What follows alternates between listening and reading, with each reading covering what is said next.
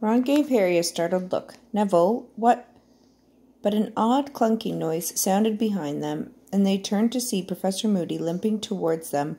All four of them fell silent, watching him apprehensively. But when he spoke, it was in a much lower and gentler growl than they had yet heard. "It's all right, Sonny," said Neville. He said to Neville, "Why don't you come up to my office? Come on, we can have a cup of tea." Neville looked even more frightened at the prospect of tea with Moody. He neither moved nor spoke. Moody turned his magical eye upon Harry. "You all right, are you, Potter?" "Yes," said Harry, almost defiantly. Moody's blue eye quivered slightly in its socket as it surveyed Harry. Then he said, "You've got to know. It seems harsh, maybe, but you've got to know. No point pretending. Well, come on, Longbottom. I've got some books that might interest you." Neville looked pleadingly at Harry, Ron, and Hermione, but they didn't say anything. So Neville had no choice but to allow himself to be steered away, one of Moody's gnarled hands on his shoulder. "What was that about?" said Ron, watching Neville and Moody turn the corner. "I don't know," said Hermione, looking pensive.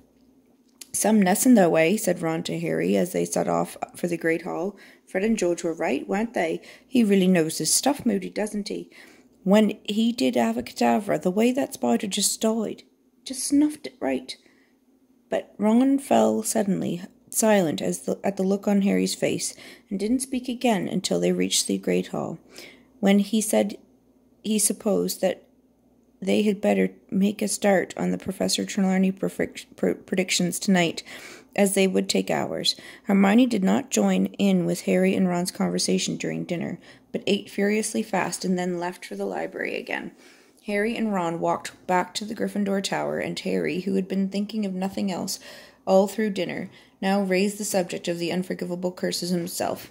Wouldn't Moody and Dumbledore be in trouble with the ministry if they knew that we'd seen the curses? Harry asked, as they approached the fat lady. "Yeah, probably," said Ron, "but Dumbledore has always done things his way, hasn't he? And Moody's been getting in trouble for years, I reckon. Attacks first and asks questions later. Look at his dustbins, balderdash." The fat lady swung forward to reveal the entrance hole, and they climbed into Gryffindor Common Room, which was crowded and noisy. "Shall we get our divination stuff, then?" said Harry. "I suppose," Ron groaned.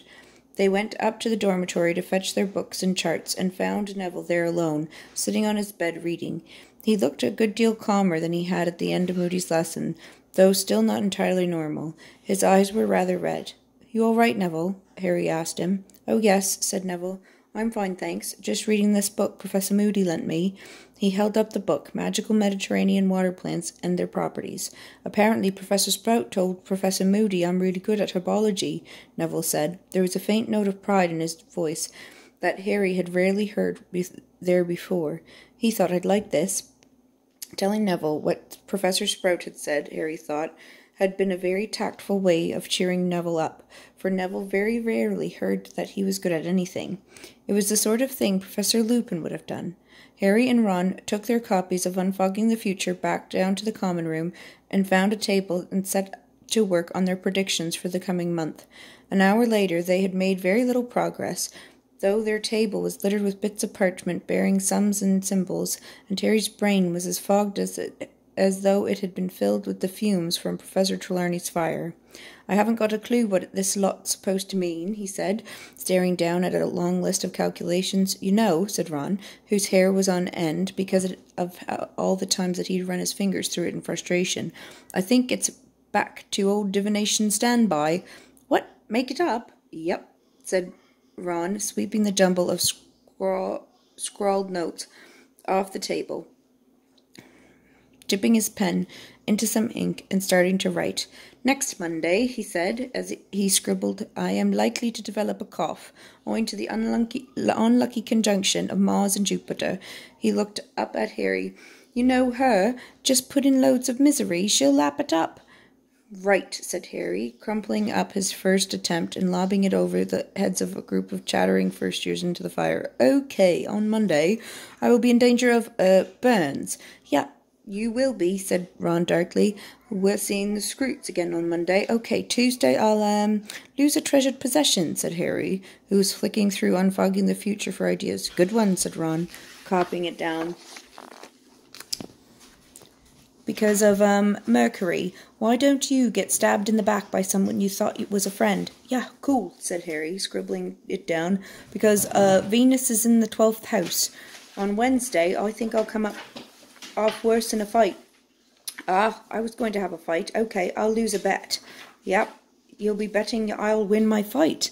They continued to make up predictions, which grew steadily more tragic for another hour, while the common room around them slowly emptied as people went up to bed. Crookshanks wandered over to them, leapt lightly into an empty chair, and stared incredulously at Harry, rather as Hermione might have looked if she knew that they weren't doing their homework properly. Staring around the room, trying to think of some kind of misfortune he hadn't yet used, Harry saw Fred and George sitting together against the opposite wall, heads together, quills out, poring over a single piece of parchment. It was most unusual to see Fred and George hidden away in a corner and working silently. They usually liked to be in the thick of things, and the noisy center of attention. There was something secretive about the way that they were working on their piece of parchment, and Harry was reminded of how they had sat together, writing something back at the Burrow. He had thought then that it was another order form for Weasley's Wizarding Wheezes, but it didn't look like that this time. If it had been, they would surely have let Lee Jordan in on the joke. He wondered whether it had anything to do with entering the Tri-Wizarding Tournament. As Harry watched, George shook his head at Fred and scratched something out with his quill and said, in a very quiet voice that nevertheless carried across the almost deserted room, "No, that sounds like we're accusing him. Got to be careful." Then George looked over and saw Harry watching him. Harry grinned and quickly returned to his predictions. He didn't want George to think that he was eavesdropping. Shortly after that, the twins rolled up their parchment and said good night and went off to bed.